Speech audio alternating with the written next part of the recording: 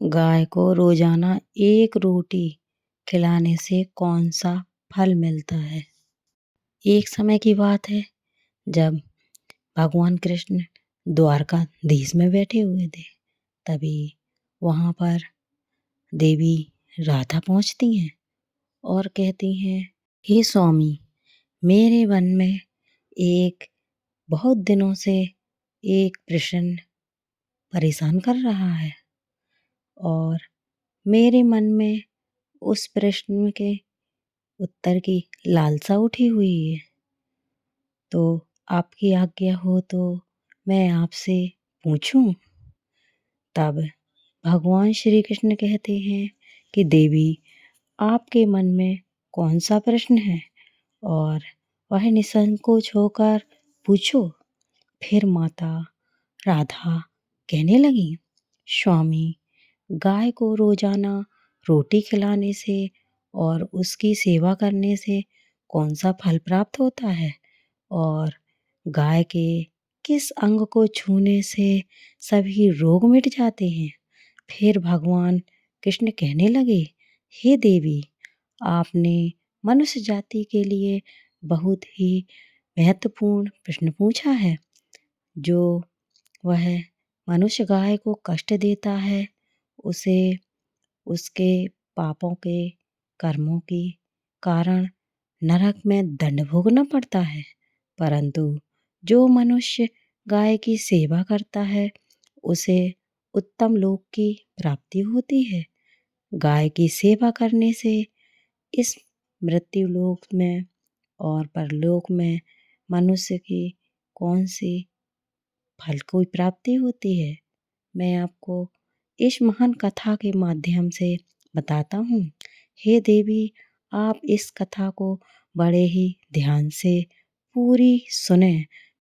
फिर राधा रानी ने यह कहा कि हे स्वामी, यह मेरा सौभाग्य है कि मैं आपके मुख से यह महान कथा को सुनने को मिली हुई है। मैं इस कथा को बड़े ही ध्यान से और पूरी मन से अवश्य सुनूंगी। फिर भगवान कृष्ण कहने लगे, हे देवी, प्राचीन काल में वह मध्य देश की बात है। तभी वहाँ एक बहुत ही सुंदर और रमणीय नगरी थी। उस नगरी में श्वेतकेतु नाम के राजा राज करते थे। वे सदा धर्म का पालन करते थे और गुणवान, चरित्रवान और धर्मात्मा राजा थे। उन्होंने धर्मपूर्वक अपनी प्रजा का पालन किया था। अपनी प्रजा को सदैव प्रसन्न रखते थे। प्रजा सदैव ही उनसे संतुष्ट रहती थी। जम्बू देश की राजकुमारी मीनाक्षी महाराज श्वेतकेतु की पत्नी थी। महाराज श्वेतकेतु और महारानी मीनाक्षी बड़ी ही प्रसन्नता के साथ दोनों रहते थे। परंतु अनेक वर्ष बीत जाने के बाद महारानी के गर्भ से कोई संतान नहीं हुई। तब महाराज श्वेतकेतु एकांत में बैठकर सोचने लगे कि मैंने कभी कोई पाप नहीं किया और मैंने सदैव ही धर्म के मार्ग पर चलकर ही सभी कार्य किए हुए हैं और फिर भी मेरे किस दोष के कारण मुझे संतान की प्राप्ति नहीं हुई है और यह क्या कारण है जो मैं संतान के सुख से वंचित हूँ। इतना सोचकर वे बहुत चिंतित हो गए और फिर उसके मन में एक विचार आया कि इस समस्या का समाधान केवल ऋषि श्रृंगी ही कर सकते हैं। वे ही मेरे इस दोष के बारे में बताएंगे और पुत्र प्राप्ति के लिए कोई ना कोई उपाय जरूर बताएंगे। इतना सोचकर महाराज श्वेतकेतु अपनी पत्नी शांता के साथ बैठे हुए थे।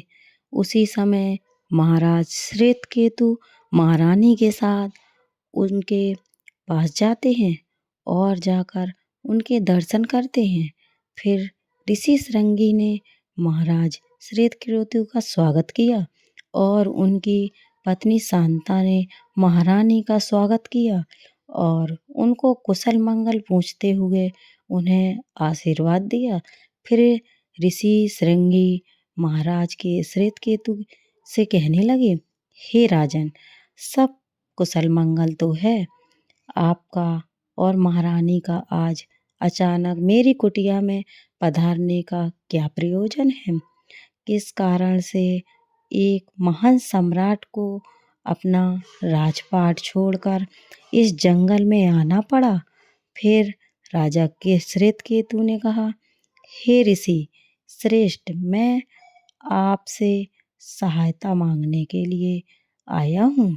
कृपया आप मेरी सहायता कीजिए, मैं बहुत ही दुखी हूँ। फिर ऋषि श्रृंगी से कहते हुए, हे राजन, आपके जैसे महान सम्राट को भला किस प्रकार की सहायता चाहिए, और तो स्वयं अपनी ही रक्षा एवं सहायता करने में सक्षम है। महाराज श्वेतकेतु ने कहा, हे ऋषि श्रेष्ठ, मैं आपके पास यह जानने के लिए आया हूँ कि किस दोष के कारण मुझे अभी तक पुत्र की प्राप्ति नहीं हुई है। कृपया आप अपनी दिव्य दृष्टि से देखकर मुझे मेरा दोष बताइए और उस दोष के निवारण के लिए उपाय भी कीजिए, और पुत्र के बिना मेरा जीवन व्यर्थ है। भगवान कहते हैं, हे देवी। तब ऋषि श्रृंगी कहते हैं, हे राजन, मैं अवश्य आपकी सहायता करूँगा। फिर ऋषि श्रृंगी अपनी दिव्य दृष्टि से महाराज के भविष्य को देखने लगते हैं तो राजा श्वेतकेतु के एक दोस्त के बारे में पता चलता है। ऋषि श्रृंगी महाराज से कहते हैं, हे राजन, आपसे एक बहुत बड़ी भूल हुई है जिसका आपको ज्ञान नहीं है। जब आप इंद्रलोक में देवराज इंद्र से मिलकर लौट रहे थे, तभी रास्ते में एक कल्प वृक्ष के नीचे खड़ी गाय और उसके बछड़े को आपने नज़रअंदाज कर दिया, और वह गाय और बछड़ा अत्यंत ही भूखे और कष्ट में थे। आपने उस कामधेनु गाय को ना तो भोजन कराया और ना ही उसे प्रणाम किया। उस गाय ने आपसे सहायता भी मांगी थी, परंतु आप अपनी प्रसन्नता में खोए हुए थे और आपको उस गाय की करुण पुकार सुनाई नहीं दी। आपके इस कृत्य को देखकर वह गाय बहुत दुखी हुई और उस गाय ने आपको श्राप दे दिया। हे राजन, जो मनुष्य गाय को कष्ट में देखकर उसकी सहायता नहीं करता, भूखी गाय को भोजन नहीं कराता, उसे महापाप लगता है, और उस गाय के श्राप के कारण ही उनको कोई संतान नहीं हुई।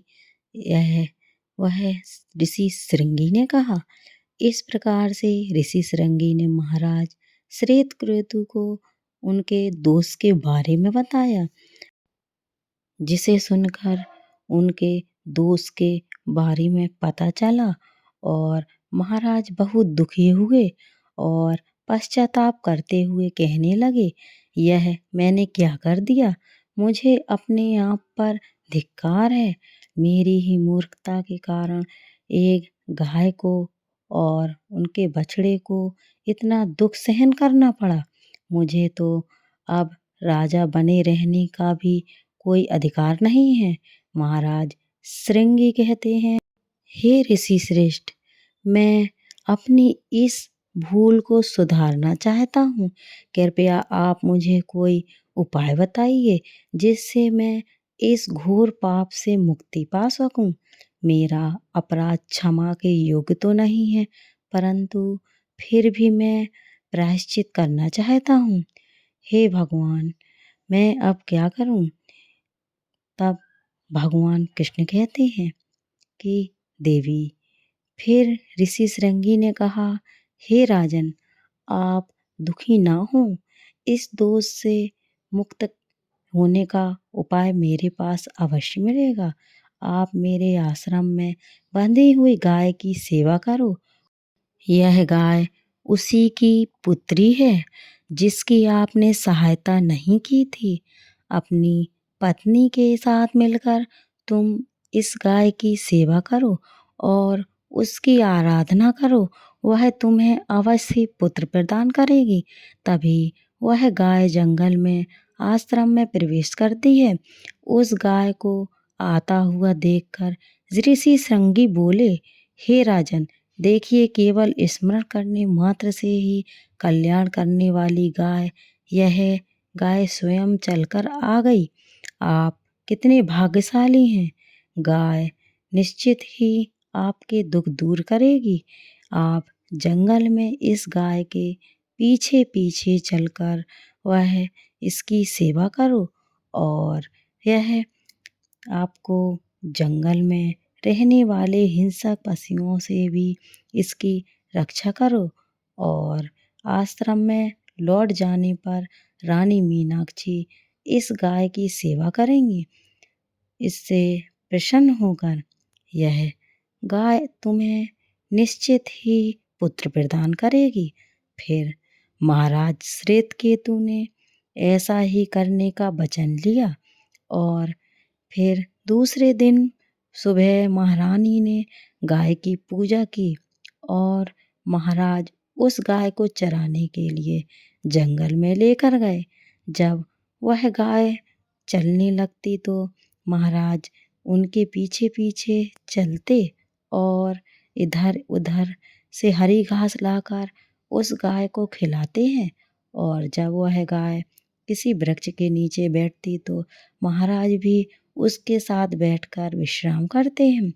महाराज उस गाय के शरीर से डांस और मच्छरों को हटाते हैं और अपने हाथों से उसके मस्तक को सहलाते हैं। इस प्रकार से महाराज की गाय की सेवा करते हैं। और जब शाम हुई तो महाराज उस गाय को साथ लेकर आश्रम आते हैं। तब फिर उस गाय ने उन महाराज के ऊपर अपने खरों से धूल उड़ाई, जिससे महाराज का शरीर पवित्र हो गया और वह उनके सभी पाप नष्ट हो गए। फिर महारानी मीनाक्षी ने आगे आकर उस गाय का पूजन किया तथा बारंबार उसके चरणों में मस्तक झुकाया। फिर उस गाय की प्रदक्षिणा करके हाथ जोड़कर रानी उसके आगे खड़ी हो गई और फिर गाय ने उस रानी पर अपनी दृष्टि डालकर उसके सभी दोषों को समाप्त कर दिया। गाय की दृष्टि पड़ते ही रानी अत्यंत ही पवित्र हो गई और इस प्रकार महाराज श्वेतकेतु को उस गाय की सेवा करते हुए 1 महीना बीत गया। भगवान कृष्ण कहते हैं, हे देवी, एक दिन जब महाराज गाय को लेकर जंगल में जाते हैं और वह गाय चलते चलते हिमालय पर्वत पर चली गई और महाराज भी उसके पीछे पीछे चले गए। वहाँ उस पर्वत पर खड़े होकर महाराज हिमालय पर्वत की सुंदरता को निहार रहे थे। इतने में ही एक शेर ने आकर उस गाय को बलपूर्वक दबोच लिया। राजा को उस शेर के आने की आहट तक नहीं हुई और शेर के चंगुल में फंसी गाय ने करुण स्वर से बड़े ही जोर से चित्कार किया, हे महाराज, मेरी रक्षा करो। हे महाराज, मेरे प्राणों की रक्षा करो। जैसे ही महाराज ने उस गाय की पुकार सुनी तो उन्होंने देखा कि एक भयंकर शेर ने उस गाय को दबोच लिया और उस गाय की आंखों से आंसुओं की धारा बह रही है, जिसे देखकर महाराज बड़े ही चिंतित हुए और उन्होंने तुरंत ही धनुष बाण निकाला और उस शेर को मारने के लिए धनुष की प्रत्यक्षा खींची और उसी समय उस शेर ने महाराज की तरफ देखा। उस शेर की दृष्टि पड़ते ही महाराज के शरीर में स्तंभ हो गया और वह सारा बल नष्ट हो गया। अब उनके अंदर उस बाण को छोड़ने की शक्ति ना रही।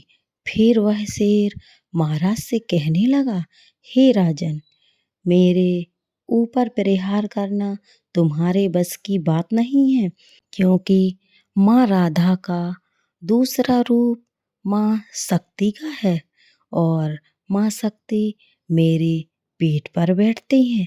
इसलिए तुम मुझे मारने की चेष्टा ना करो और वह लौट जाओ। विधाता ने इस गाय को आज मेरा ग्रास नियुक्त किया है, इसलिए तुम इसमें दखल मत दो। मैं जानता हूँ तुम राजा श्वेतकेतु हो। इस हिमालय पर्वत पर भगवान शिव की बड़ी माया फैली हुई है, इसलिए तुम तुरंत यहाँ से निकल जाओ। फिर महाराज कहने लगे, हे जंगल के राजा, मैं आपसे कृपा करके विनती करता हूँ, इस गाय को ना मारो। यह ऋषि श्रृंगी के संपूर्ण मनोरथों का पूर्ण करने वाली वह गाय है, जिसकी हत्या करने से तुम्हें महापाप लगेगा।